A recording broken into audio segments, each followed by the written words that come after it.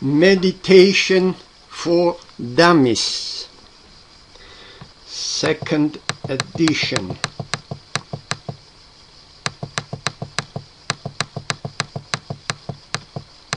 S.Bodian,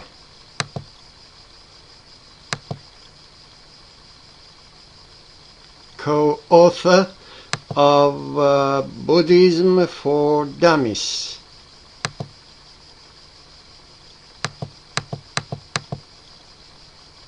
A reference for the rest of us.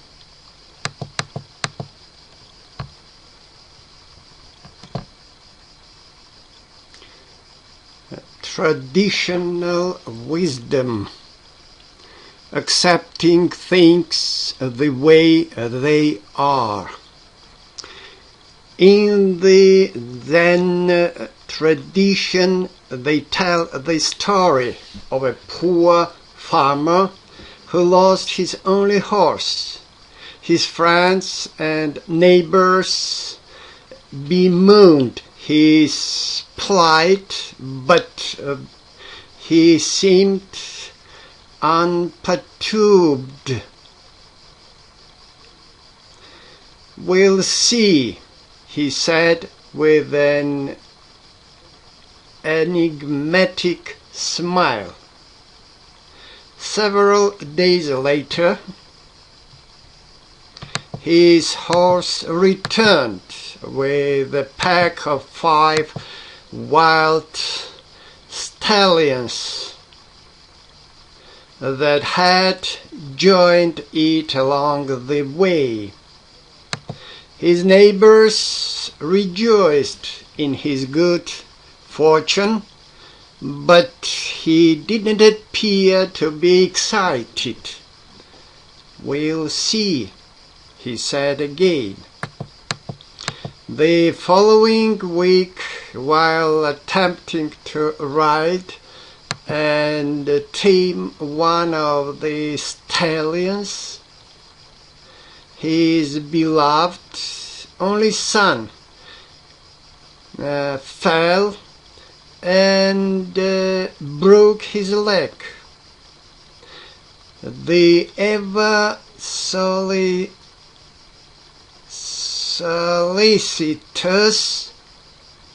neighbors were beside themselves with grief. But the farmer thought, though he comforted and cared for the boy, didn't seem to be concerned about the future. "We'll see," he must. At the end of the month, the local warlord arrived in the farmer's village to conscript all the healthy young men to fight in the latest campaign. But the farmer's son, well, you can imagine the rest of the story.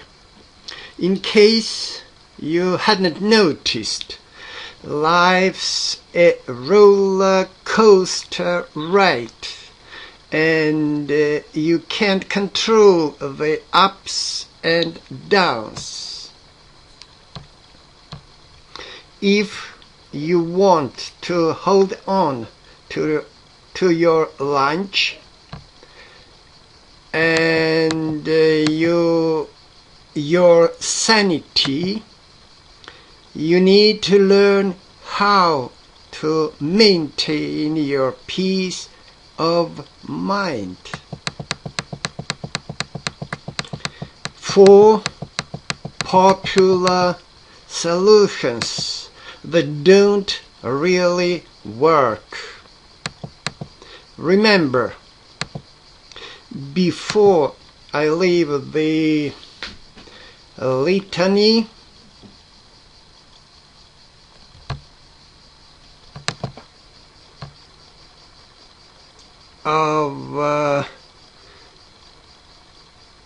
postmodern views and suggest some solutions that actually work, I'd like to offer a quick look at a few popular approaches to handling stress and uncertainty that create more problems than they solve.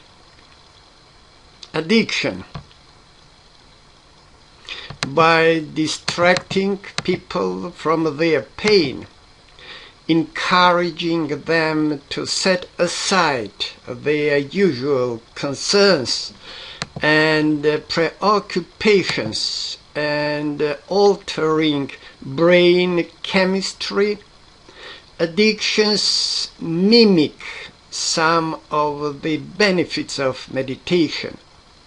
Unfortunately, addictions also tend to fixate the mind on an addictive substance or activity: drugs, alcohol, sex, gambling, and so on, making it even more difficult for people to be open to the wonders of the moment or to connect with a deeper dimension of being. Besides, most addictions involve a self-destructive lifestyle that ultimately intensified the problems the addict was attempting to escape. Fundamentalism. By advocating simple, one-dimensional answers to complex problems, offering a sense of meaning and belonging, and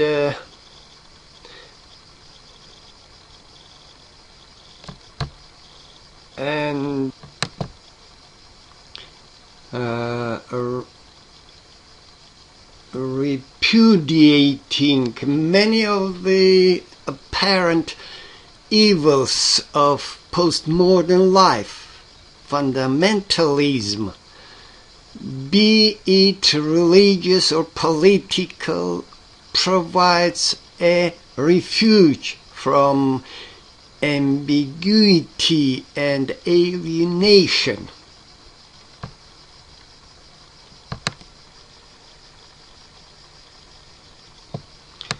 Alas, fundamentalists divide the world into black and white, good and bad, us and them, which only fuels the fires of alienation, conflict, and stress in the world at large. Entertainment.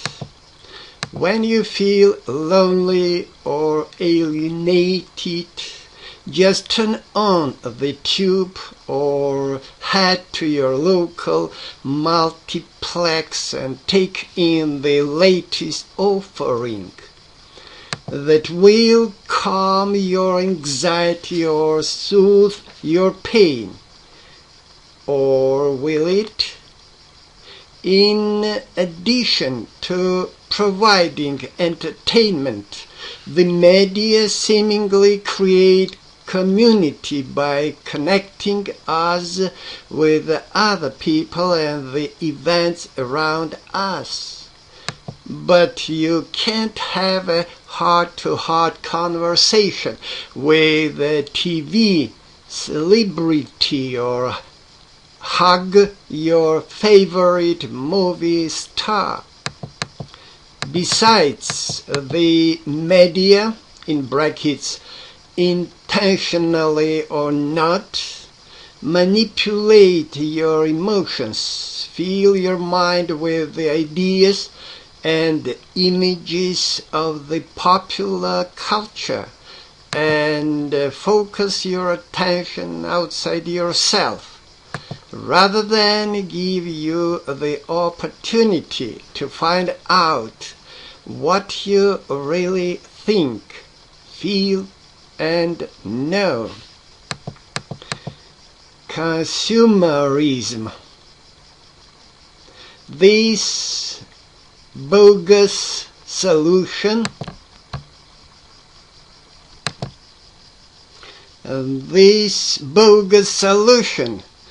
to life's ills teaches that wanting and having more is the answer.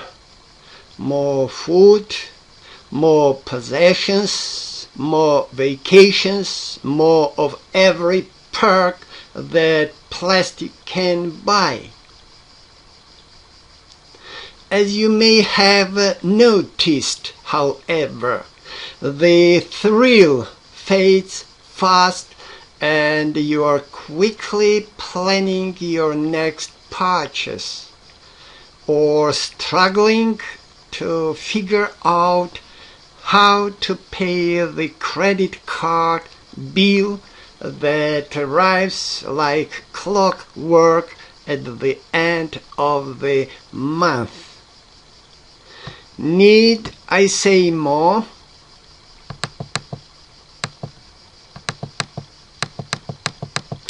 How to survive the 21st century with meditation. Now for the good news. As I mentioned earlier in this chapter, meditation offers a time-honored antidote to fragmentation, alienation, isolation, stress, even stress-related illnesses and depression. Although it won't solve the external problems of your life, it does help you develop inner resilience, balance, and strength to roll with the punches and come up with creative solutions. Tip: to get a sense of how meditation works, imagine for a moment that your body and mind are a complex computer. Instead of being programmed to experience inner peace, harmony, equanimity, and joy, you've been programmed to respond to life's inevitable ups and downs with stress, anxiety, and dissatisfaction. But you have the power to change your programming by putting aside all other activities, sitting quietly and turning yourself to the present moment for 10 or 15 minutes each day. You are developing a whole new set of habitual responses and programming yourself to experience more positive emotions and mind states. In brackets, for more on the actual practice of meditation, see chapters 6 and 10. Of course, if you find it distasteful to think of yourself as a computer, you can picture life as an ocean with the constant ups and downs. Your experience as the waves that churn and roil on the water's surface. When you meditate, you dive beneath the surface to a quiet place where the water is calmer and more consistent. Whatever your favorite metaphor, the point is that meditation provides a way of transforming stress and suffering into equanimity and ease. In this section, you get to see how meditators have been reaping the remarkable benefits of meditation for millennia, and how you can too. Advanced technology for the mind and heart. Remember, traditionally, the Western world has emphasized external achievement, and the East has valued inner development. The great scientific and technological advances of the past 500 years originated in the West, while yogis and roshis in the monasteries and ashrams of Asia were cultivating the inner art of meditation. In brackets, see chapter 3 for more about the history of meditation. Now, the currents of East and West and North and South have joined and are intermingling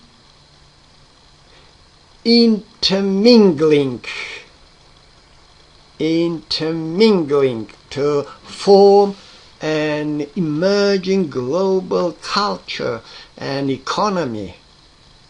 As a result, we can apply the inner technology perfected in the East to balance the excesses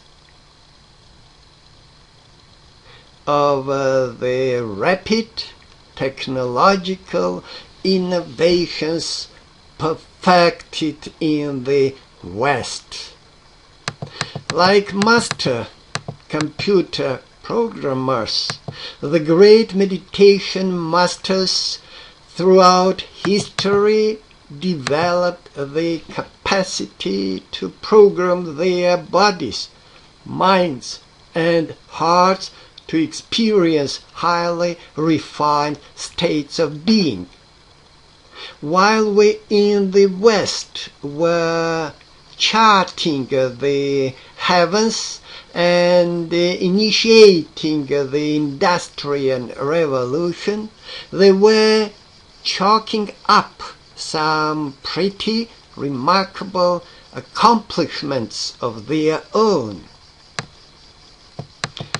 Penetrating insights into the nature of the mind and the process by which it creates and perpetuates suffering and stress. Deep states of ecstatic absorption in which the meditator is completely immersed in union with the divine. The wisdom to discriminate between relative reality and the sacred dimension of being. Unshakable, inner peace that external circumstances can't disturb. The cultivation of positive, beneficial, life-affirming mind states such as patience, love, kindness, equanimity, joy, and especially compassion for the suffering of others. The ability to control bodily functions that are usually considered involuntary, such as heart rate, body temperature, and metabolism. The capacity to mobilize and move vital energy through the different centers and channels of the body for the sake of healing and personal transformation. Special psychic powers such as clairvoyance, in brackets, the ability to perceive matters beyond the range of ordinary perception, and telekinesis, in brackets, the ability to move objects at a distance without touching them.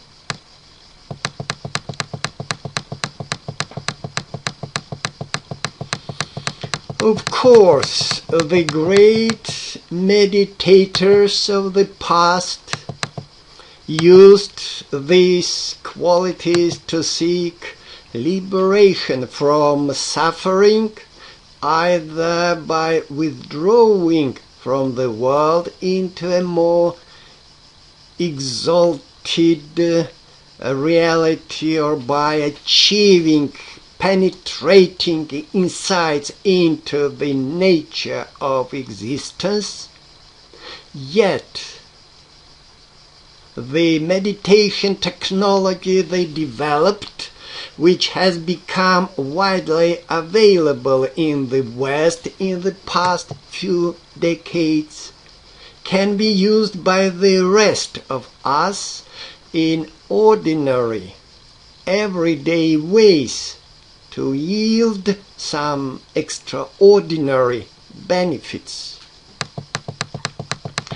The mind-body benefits of meditation.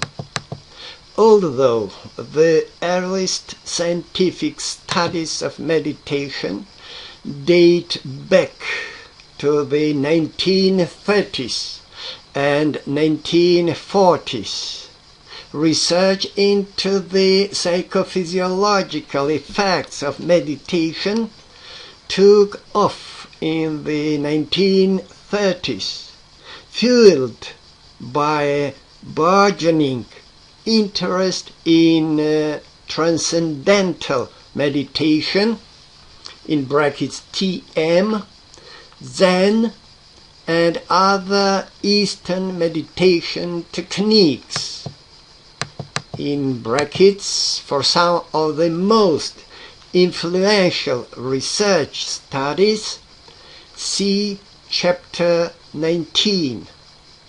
Since then, more than 1,000 studies have been published in English. In the book, The Physical and Psychological Effects of Meditation, in brackets, first published in 1988 and revised and updated in 1997, Michelle Murphy and co-author Stephen Donovan sifted through these studies and synthesized the data. Murphy, author of the bestseller Golf in the Kingdom, has pioneered the exploration of human potential since he co-founded Esalen Institute in Big Sur, California. In 1962, in brackets, Esalen is generally acknowledged as the birthplace of the human potential movement. Donovan, former president and CEO of Esalen, directed the Institute's study of exceptional functioning. Based on the results of the studies, they surveyed Murphy and Donovan came up with the following mind-body benefits of meditation. Physiological benefits: decreased heart rate during quiet meditation, lower blood pressure in normal and moderately hypertensive individuals, quicker recovery from stress, increase in alpha rhythms, in brackets, slow high amplitude brain waves that correlate with relaxation, enhanced synchronization, in brackets, that is simultaneous operation of the right and left hemispheres of the brain, in brackets, which positively correlates with creativity, reduced cholesterol levels, decreased consumption of energy and need for oxygen, deeper, slower breathing, muscle relaxation, reduction in the intensity of pain. On the CD,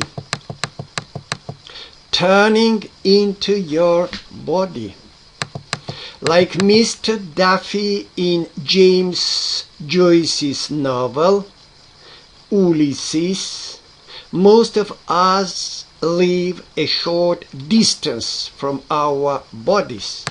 The following meditation, which has counterparts in yoga and Buddhism, helps re-establish contact with the body by drawing attention gently from one part to another. Because it cultivates awareness and also relaxes the muscles and internal organs, it makes a great preamble to more formal meditation practice. Allow at least 20 minutes to complete.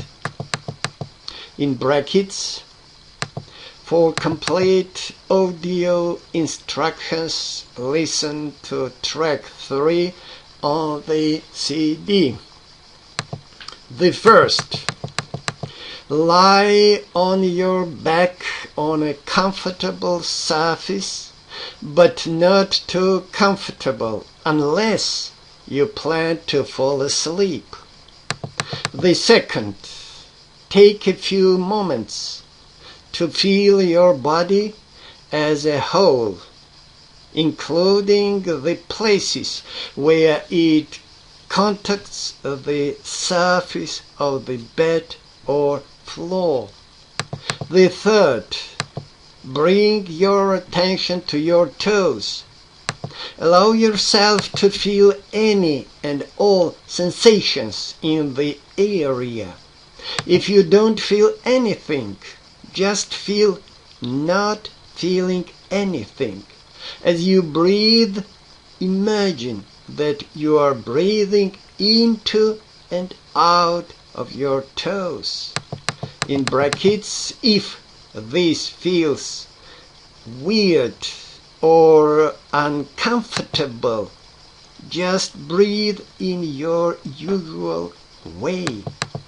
The fourth, when you are done with your toes, move on to your soles, heels, the tops of your feet, and your ankles in turn, feeling each part in the same way that you felt your toes.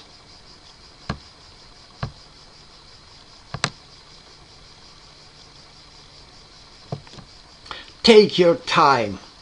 The point of this exercise is not to achieve anything, not even relaxation, but to be as fully present as possible wherever you are.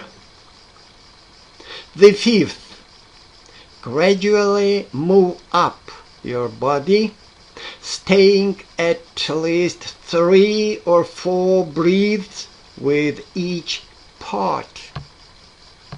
Follow this approximate order: lower legs, knees, thighs, hips, pelvis, lower abdomen, lower back, solar plexus, upper back, chest, shoulders.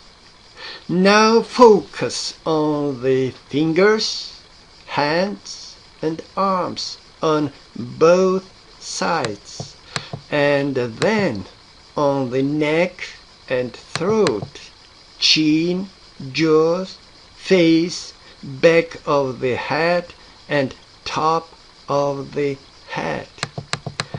By the time you reach the top of your head, you may feel as though the boundaries between you and the rest of the world have become more fluid or have melted away entirely. At the same time, you may feel silent and still, free of your usual restlessness or agitation. The sixth, rest there for a few moments. Then gradually bring your attention back to your body as a whole. The seventh, wiggle your toes, move your fingers, open your eyes, rock from side to side, and gently sit up. The eighth, take a few moments to stretch and reacquaint yourself with the world around you before standing up and going about your day. Psychological benefits: more happiness and peace of mind, less emotional reactivity, fewer intense negative emotions and dramatic mood swings, increased empathy,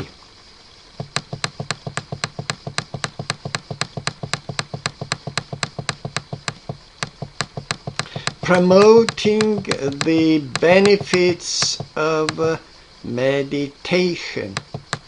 Although Western researchers have been studying the benefits of meditation for more than 50 years, 3 people in particular have helped popularize the practice by demonstrating how it can cause measurable improvement in a broad range of health concerns. Herbert Benson and the relaxation response. A cardiologist and professor of medicine at Harvard Medical School, Benson pioneered the field of mind-body medicine with the publication of his bestseller, The Relaxation Response, in 1975. Based on his study of TM practitioners, the book identifies a natural reflex mechanism that can be triggered by 20 minutes of daily meditation practice involving a quiet environment, repetition of a sound or phrase, a receptive attitude, and a comfortable sitting position, a kind of generic TM. Once initiated, this reflex apparently induces relaxation, reduces stress, and counteracts the fight or flight response. In subsequent studies, Benson found that the relaxation response had a beneficial effect on hypertension, headaches, heart disease, alcohol consumption, anxiety, and PMS. John Kabat-Zinn and mindfulness-based stress reduction. Since 1979, when he established the stress reduction clinic at the University of Massachusetts Medical Center, Kabat-Zinn and his colleagues have trained thousands of patients with a variety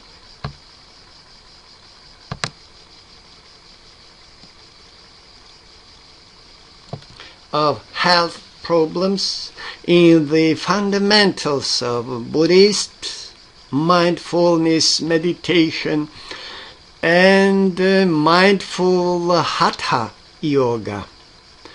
Outcome studies indicate that the 8-week program, which involves formal classes, home study, and a one-day meditation workshop, helps participants reduce the stress that contributes to their illness and teaches them how to extend the benefits of mindfulness into every area of their lives.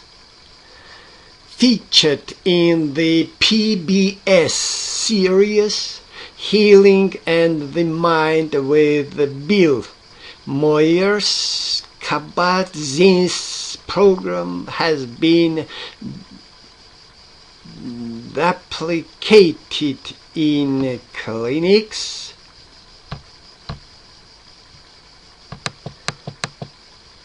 schools, schools and workplaces across the country. Dean Ornish and the Opening Your Heart program. In a landmark study published in the Journal of the American Medical Association, Ornish, who is a physician and the director of the non-profit Preventive Medicine Research Institute, showed that patients can actually reverse their heart disease through fundamental lifestyle changes without the use of surgery or cholesterol-lowering drugs. Although his program also emphasizes the health benefits of a low-fat diet, exercise, and hatha yoga, Ornish teaches that the key to healing the heart lies in opening the heart, and that meditation is a crucial component in this process, because it helps to free us from our habitual patterns of stress and emotional reactivity. Enhanced creativity and self-actualization, heightened perceptual clarity and sensitivity, reductions in both acute and chronic anxiety, complement to psychotherapy and other approaches in the treatment of addiction.